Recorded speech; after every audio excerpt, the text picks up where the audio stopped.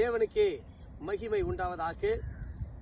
இந்த பரிசுத்தமான அன்பின் நாளிலே கர்த்தர் நமக்கு கொடுத்த பரிசுத்தமான வேத வாக்கியங்களின்படியாக தேவனோடு நாம் ஒவ்வொரு நாளும் அவருக்கு நன்றி செலுத்தும் வண்ணமாக இந்த நேரத்தை ஆண்டவர் நமக்கு ஆயத்தப்படுத்தி கொடுத்திருக்கிறார். பரிசுத்தமுள்ள ஆண்டவராகிய இயேசு கிறிஸ்துவின் அன்பு இன்றும் என்றும் சதா காலங்களிலும் நம்மோடு கூட இருப்பதாக. இன்றைய பரிசுத்தமான நாளிலே நாம் தியானிக்கப்பட போவதான அன்பின் வேத பகுதி ஏசாயாவுடைய தீர்க்க தரிசன புஸ்தகத்திலிருந்து 53ஆம் அதிகாரம் 5ஆம் வசனத்தை நாம் வாசிக்க கேட்போம்.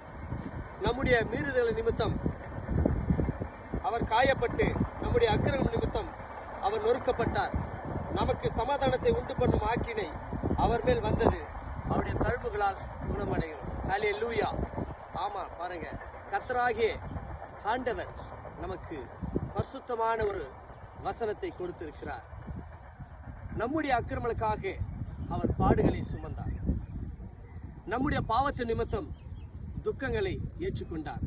நம்மை ரட்சிப்பதற்காக இயேசு கிறிஸ்து இந்த உலகத்தில் மனிதனாக அவதரித்து தன்னைத்தானே பலியாக ஒப்பு கொடுத்து நம்முடைய பாவத்தை மீட்டெடுத்தார். அப்படிப்பட்ட பரிசுத்தமான ஆண்டவராகிய இயேசு கிறிஸ்துடைய தழும்புகளால் நாம் குணமாகிறோம். அப்படிப்பட்ட உன்னதமான தேவனை, உன்னதமான கிறிஸ்து இயேசுவை நாம் பின்பற்றி நடப்போமானால் நிச்சயமாக ஆண்டவர் நமக்கு எந்த சூழ்நிலையும் எல்லா சந்தர்ப்பத்திலும் ஆண்டவர் நம்மை விடுதலையாக்கி நம்மை ரட்சித்து பரிசுத்த பர்வதத்திலே நம்மை அழைத்து செல்வார்.